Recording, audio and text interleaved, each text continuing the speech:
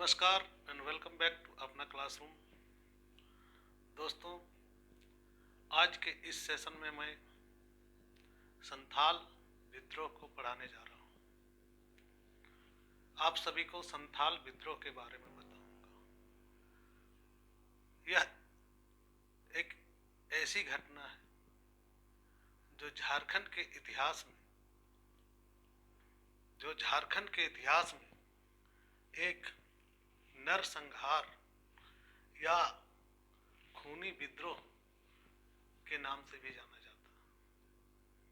दोस्तों, यह कहानी उन संथालों की है जो सीधे साधे कृषि और वनोत्पाद पर अपना जीवन व्यतीत करने के लिए जाने जाते हैं।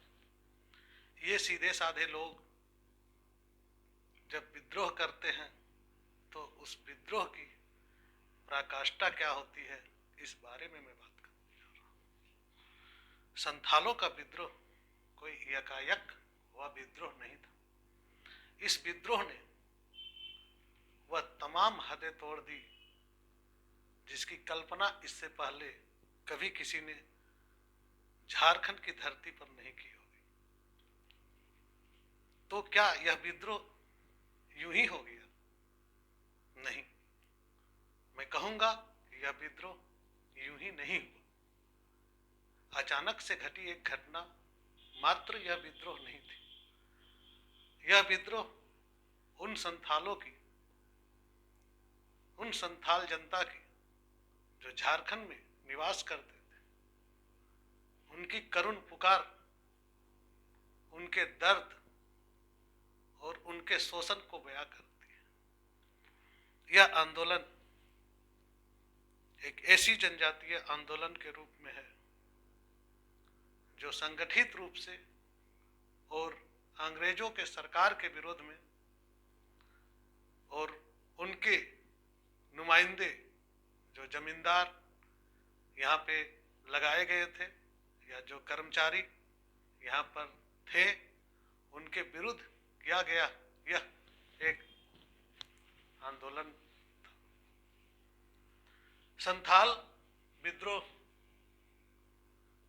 कहा जाता है 1855 से 1856 के बीच में ही चला, परंतु इस विद्रोह की रूपरेखा बहुत ही पहले से ही तय हो चुकी थी। चुन्नू मांझी के पुत्र ध्यान रखेंगे, सिद्धू कान्हू, चांद भैरव और पुत्री फूलो और झानू, जिन्होंने इस विद्रोह का नेतृत्व किया और एक ऐसा नेतृत्व प्रदान किया जो आज झारखंड के इतिहास के सबसे बड़े आंदोलनों में से एक आंदोलन के रूप में जाना जाता है। इन लोगों ने संथाल जनजाति को एकजुट करने में कोई कसर न छोड़ी। और वे होते क्यों नहीं? क्योंकि वे शोषण के विरुद्ध अपनी आवाज को मुकम्मल एक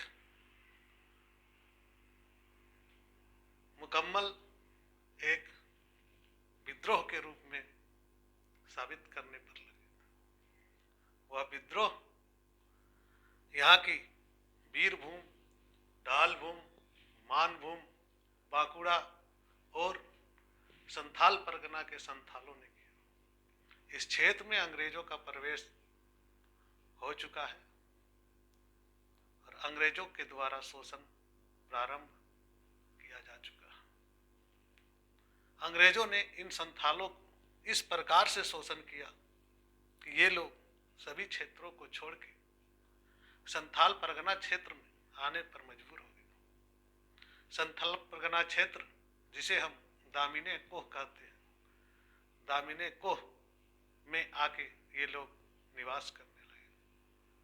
और इसका मुख्य कारण क्या था कि जो लोग दूसरे जगहों को छोड़ के इस स्थान पर आके रहने को मजबूर हो, इसके पीछे बहुत बड़ा कारण था। वह था कंपनी और कंपनी के नुमाइंदे जो जमींदार, साहूकार और लगान वसूलने वाले कलेक्टर के रूप में थे। इन लोगों ने शोषण की उस पराकाष्ठा को पहुंचा दी कि लोग आंदोलन करने पर मजबूर हो गए। दोस्तों, आज हम संथाल परगना की पहली जन क्रांति या हुल विद्रोह या संथाल हुल या सिद्धू कान्हू विद्रोह, जो भी कह ले, उस विद्रोह के बारे में हम यहाँ चर्चा करने के लिए आए। यह विद्रोह जो है 1855 से 56 के बीच में हुई, एक संगठित विद्रोह के रूप में हुई, जिसकी ज्वाला सिर्फ संथाल परगना ही नहीं, हजारीबाग, बीरभूम और कई इलाकों में यह विद्रोह हुई। इस विद्रोह का क्या कारण था? इस विद्रोह का कारण था बीरभूम, ढालभूम, सिंहभूम, मानभूम और बांकुड़ा के जमींदारों द्वारा सताए गए वे संथाल जो अपने घर बार को छोड़ के संथाल परगना क्षेत्र में आकर बस गए।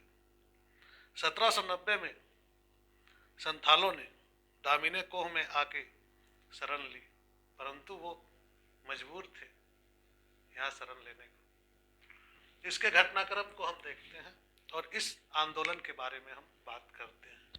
तो इसे जो हुल होता है, हुल का शाब्दिक अर्थ क्रांति या तो बगावत होता है। इसे क्रांति भी कहते हैं और बगावत भी कहा जाता है। इसे संथाल परगना की यानी कि संथाल विद्रोह को संथाल परगना की पहली प्रथम जन क्रांति माना जाता है। दोस्तों, इस आंदोलन के बारे में कार्ल मार्क्स ने भी लिखा। कार्ल मार्क्स ने लिखा कि यह जन क्रांति सिर्फ संथाल परगना की जन क्रांति नहीं थी, अपितु भारत की प्रथम जन क्रांति के रूप में इसे देखा जाए तो कोई गलत बात नहीं होगी। इसके नेतृत्व, जैसा कि मैंने बताया, सिद्धू कान्हू, चांद भैरव, फूलो झानो ने किया और अन्य क्षेत्रों में हजारीबाग में जैसे जीबाई मांझी और बीरभूम में गोरा मांझी के नेतृत्व में भी यह आंदोलन चला। इस आंदोलन को मुक्ति आंदोलन के नाम से भी जाना जाता है। इस आंदोलन को मुक्ति आंदोलन के नाम से भी हम जानते हैं। किससे मुक्ति? जमींदारों से मुक्ति, साहूकारों से मुक्ति, लगानों से मुक्ति, जो यहाँ का शोषण कर रहे थे उन शोषणकर्ताओं से मुक्ति। इन मुक्ति, इसलिए इसे मुक्ति आंदोलन के रूप में भी जाना जाता है।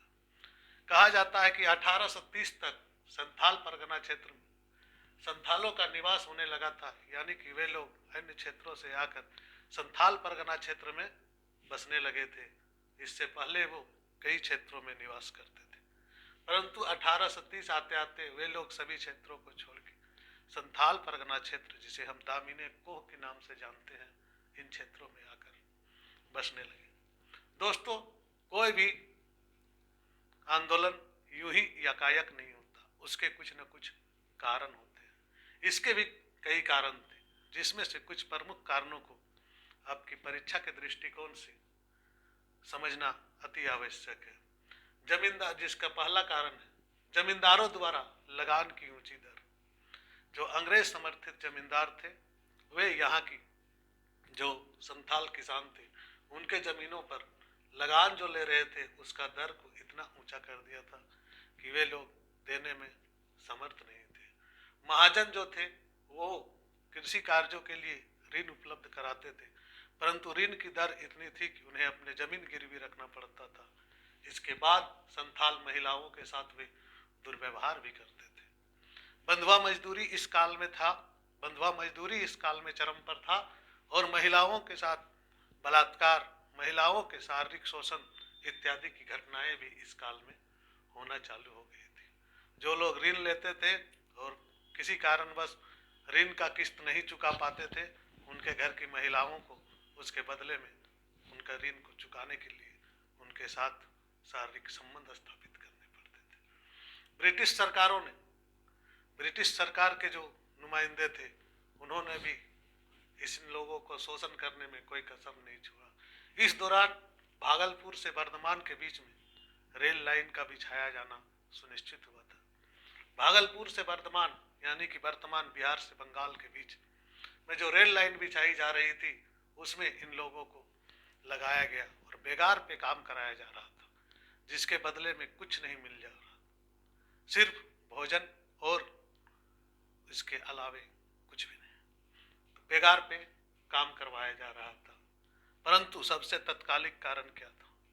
यह जो आक्रोश था, इस आक्रोश का परिणाम निकला कि एक साधारण से केस में, एक साधारण से मुकदमे में, जिसे चोरी का मुकदमा, एक दीवान के यहाँ जो चोरी का मुकदमा था, वह मुकदमा दिया गया। और इसी मुकदमा में जो दरोगा थे वहाँ के, महेश लाल ने संथालों को गिरफ्तार कर लिया, संथालों को गिरफ्तार कर लिया। इससे संथाल और उद्वेलित हो गए, संथाल और उद्वेलित हो गए। महेश लाल दत्त, जो महेश लाल दत्त थे, उन्हें ये लोग मार दिए। इन लोगों ने महेश लाल को मौत के घाट उतार दिया और यहाँ से आंदोलन का प्रारंभ हो जाता है। 30 जून 1855 ईस्वी को 30 जून 1855 ईस्वी को ये लोग सभी एक स्थान पर जाके एकत्रित होते हैं, जिस स्थान का नाम भगनाडी कहा जाता है, या भगनाडी गांव में। और वहाँ पर ये लोग फैसला लेते हैं कि हमें अब आंदोलन करनी है। और आंदोलन कैसे करना है? तो इसका समर्थन देने के लिए 400 गांवों के 6000 लोग एक साथ इकट्ठा होते हैं और इसे क्रांति का रूप देने के लिए इस क्रांति को हुल क्रांति के नाम से भी जाना जाता है। और यहाँ से अपना देश, अपना राज का नारा देते हुए वे लोग आगे बढ़ जाते हैं। और क्रांति की जो प्रारंभ है, उसी दौरान क्रांति की प्रारंभ भी हो जाता है। ये लोग उस दौरान करो या मरो, अंग्रेज हमारी माटी छोड़ो, इस प्रकार के नारा भी देते हैं और अपने आंदोलन को आगे बढ़ाने पर विवश हो जाते हैं। देखिए, कहा गया है कि मरता क्या नहीं करता। इनका शोषण इतनी प्रकाष्ठा पर थी कि ये लोग चाह के भी आंदोलन को रोकना नहीं चाहते थे, क्योंकि इनके पास विकल्प बहुत कम थे और जो भी विकल्प थे, उन विकल्पों के सहारे जीवन बसर नहीं किया जा सकता था। और इस दौरान जो 400 गांवों के 6000 लोगों ने अपना प्रतिनिधि जिसे चुना, उसमें सिद्धू को, जो सिद्धू थे यानी कि चुनू मांझी के पुत्र, बड़ा पुत्र, सिद्धू को वे लोग राजा घोषित करते हैं और कानू को मंत्री। एक पद सृजित होती है, सिद्धू को राजा, कानू को मंत्री, चांद को प्रशासक और भैरव को सेनापति बनाया जाता है। और उन्हीं के नेतृत्व में ये लोग आगे अपनी रणनीति को बनाते हैं और आगे यह आंदोलन या यह विद्रोह धीरे धीरे बढ़ता है। इस विद्रोह का जो प्रकाष्ठा है कि उस दौरान ये लोग अंग्रेजों के जो नुमाइंदे थे, चाहे वो जमींदार हो, चाहे ऑफिसर हो, चाहे दरोगा हो, उनके घरों में आग लगाना शुरू कर देते हैं। जहाँ भी अंग्रेज मिलते हैं उसे मारना शुरू करते हैं। जो भी अंग्रेज किसी काम से बाहर दिखाई पड़ते हैं उन्हें मार दिया जाता है। कहा जाता है कि हमारे जो संथाल क्षेत्र है या संथाल परगना क्षेत्र है या दामिनी कोह का क्षेत्र है, इस क्षेत्र से अंग्रेजों का कोई लेना देना नहीं है और इस क्षेत्र से अंग्रेजों को मैं मार के भगाऊंगा। इन्होंने, जैसा कि मैंने कहा था कि चांद और भैरव, सिद्धू और कानू, इन लोगों ने समाज में भी सुधार किया, समाज में एकजुटता लाई, समाज में जो कुरीतियां थी उन कुरीतियों को मिटाया और सबके बीच में क्रांति की भावना को जागृत करने में कोई कसर नहीं छोड़ा। ये लोग अब उद्वेलित हो चुके थे, ये लोग अब आंदोलन की राहों में आगे बढ़ चुके थे, क्योंकि बिना आंदोलन के अब कुछ हासिल होने को था नहीं। अंग्रेजों ने भी जब देखा कि इस क्षेत्र में इतने बड़े विद्रोह हो गए हैं, तो पहले तो उन्होंने वार्ता का रास्ता अपनाया। वार्ता भी क्या, अपने पक्ष में वार्ता। अंग्रेजों ने कहीं भी वार्ता की। आप जब भारतीय इतिहास को पढ़ेंगे, तो भारतीय इतिहास के वीडियोज देखेंगे तो आपको पता चलेगा। कूटनीतिक वार्ता, जहाँ पे उन्हें लगी कि हमें वार्ता से फायदा होगा तो वार्ता करने लगे, और जैसे ही उन्हें लगी कि नहीं अब वार्ता को तोड़ देना चाहिए तो उन्होंने वार्ता को निष्फल किया। उन्होंने भी यह चाल चली, परंतु संथालों की क्रांति थी वह वार्ता से हल होने वाली नहीं थी, और यह क्रांति और धधक गई और भड़क गई यह क्रांति, और संथालों का विद्रोह अपने चरम पर पहुंच गया।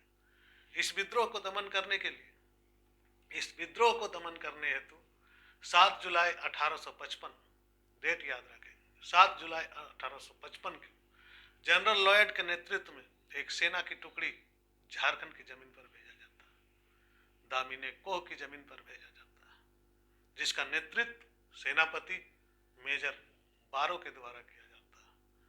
दोनों ओर से भीषण लड़ाई होती है, दोनों ओर से लोग मारे जाते हैं, बहुत सारे जन धन की क्षति होती है, और अंततः अंग्रेज की हार होती है और मेजर बारो जो है वह भाग जाता है।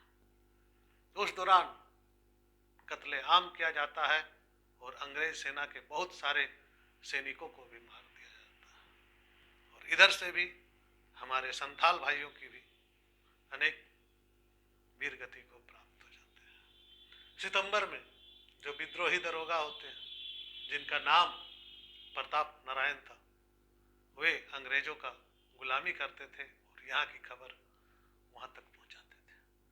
उनके बारे में भी ये बातें आ चुकी थी कि ये अंग्रेजों का दलाल है, और कुछ नहीं देखते हुए संथाल विद्रोही उन्हें मौत के घाट उतार देते।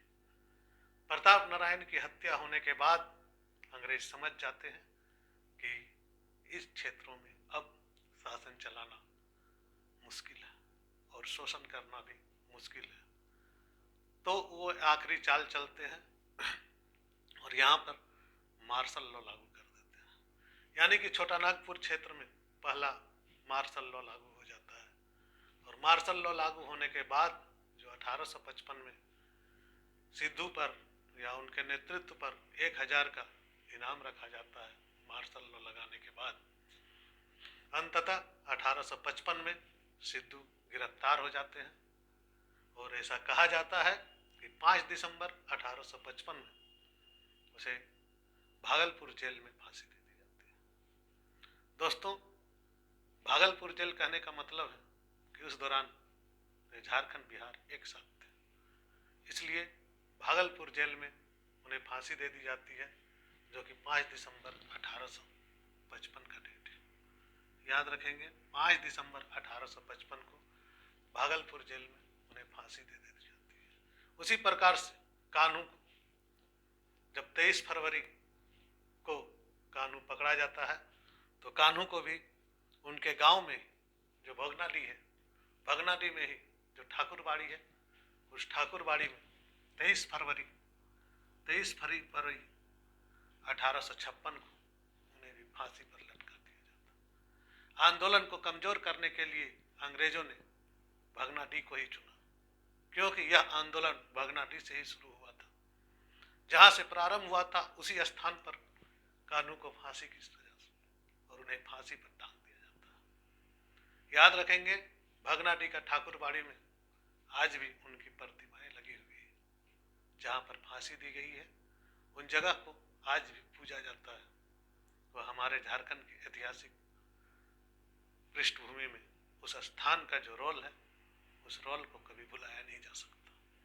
दोस्तों, इसके पश्चात चांद और भैरव को बढ़ैत में, चांद और भैरव को बढ़ैत जो स्थान है वहाँ पर गोली मार दी जाती है।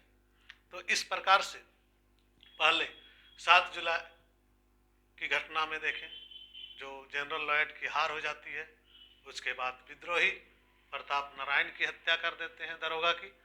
उसके पश्चात क्या होता है, 1855 में आपका जो सिद्धू है उसे गिरफ्तार कर लिया जाता है, और 5 दिसंबर 1855 में भागलपुर जेल में उसे फांसी दे दी जाती है। चांद भैरव को बढ़ैत स्थान का नाम पूछा जाता है, इसलिए याद रखें।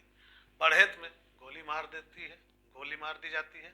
और 23 फरवरी 1856 को कान्हू को उनके गांव भगनाडी में ही जो ठाकुर बाड़ी है वहां पर फांसी पर लटका दिया जाता है। ऐसा माना जाता है कि इस विद्रोह में 50,000 संथाली पुरुष एवं महिलाएं यानी कि संथाल नागरिक जो कि भाग लिए थे, उसमें से 15,000 लोगों को अंग्रेजों ने मार गिराया। 15,000 लोगों की हत्या कर दी जाती है। और इस विद्रोह को दबाने के लिए जो भी कदम उठाने थे अंग्रेजों ने उठाते। इस विद्रोह को दबाने में जो भी कदम उठाए उन्होंने उठाए। आपको मैंने पहले भी बताया कि हजारीबाग में जुबई मांझी और अर्जुन मांझी ने इसका नेतृत्व किया था और बीरभूम में गोरा मांझी के नेतृत्व में यह आंदोलन चली थी। देखिए, इस आंदोलन का परिणाम यही होता है कि इन क्षेत्रों में यूल रूल जो है वह लागू हो जाता है और पुनः जो शासन व्यवस्था यहाँ की चलती है उस शासन व्यवस्था को लागू किया जाता है। यहाँ के जो लोगों था उन्हें प्रशासकीय अधिकार मिल जाते हैं और जो ग्राम प्रधान होते हैं उन्हें ही दरोगा के रूप में घोषित किया जाता है।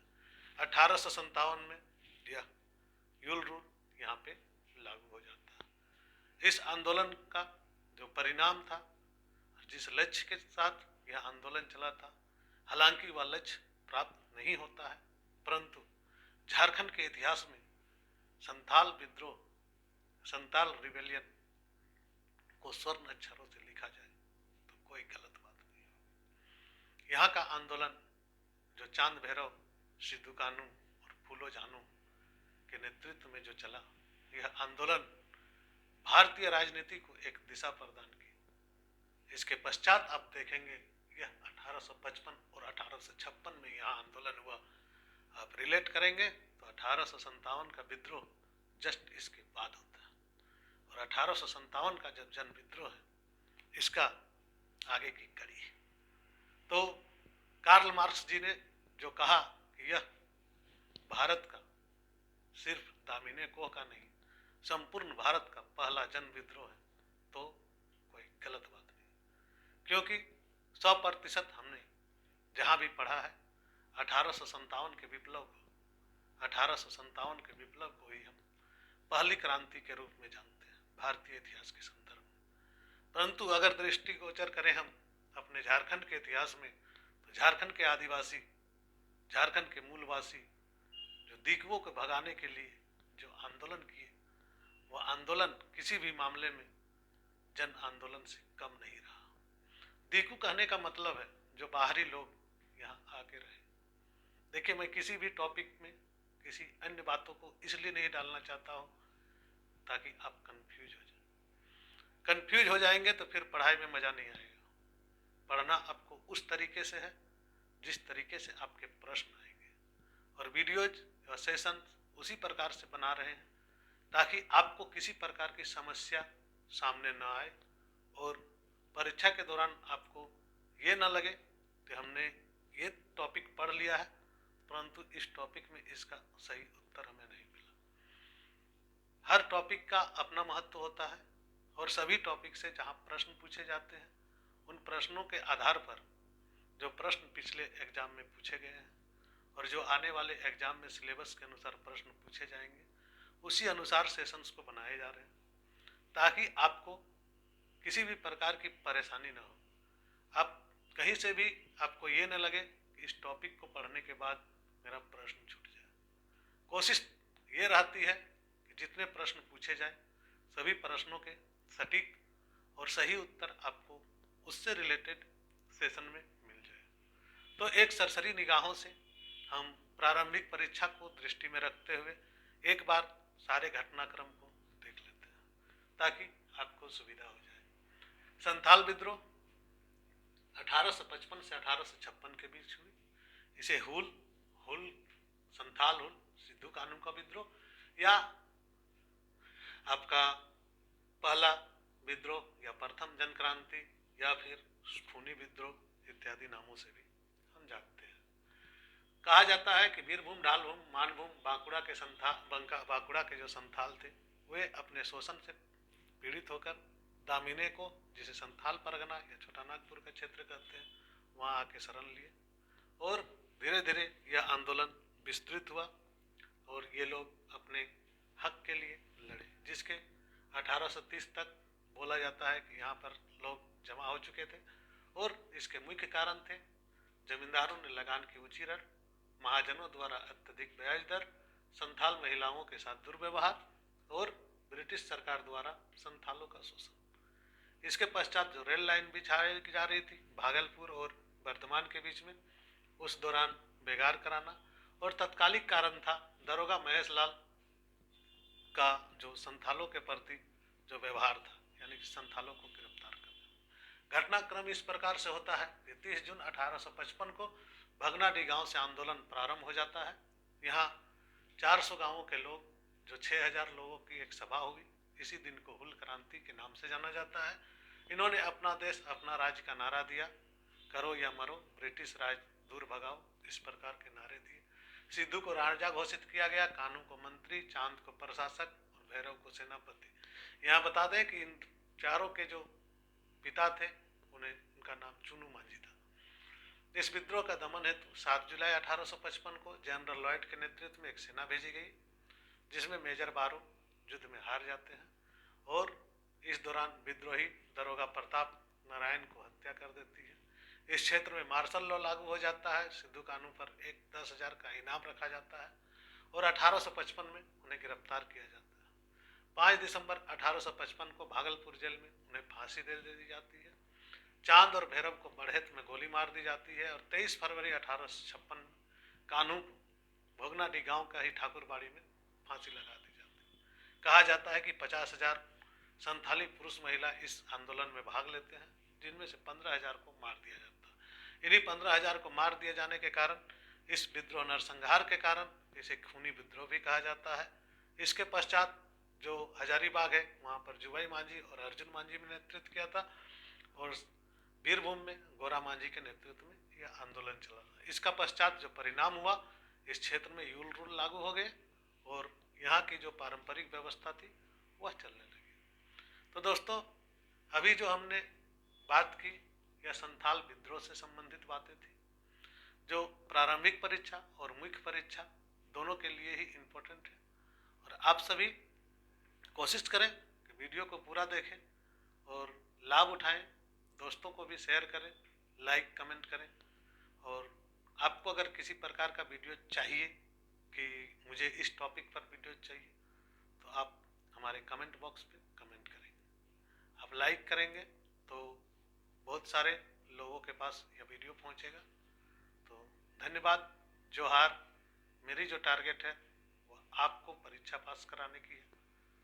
इसमें जैसे कि मैं देख रहा हूँ व्यूज के आधार पर बहुत सारे लोग लाभान्वित हो रहे हैं, तो ऐसे ही कंटिन्यू रखें। धन्यवाद।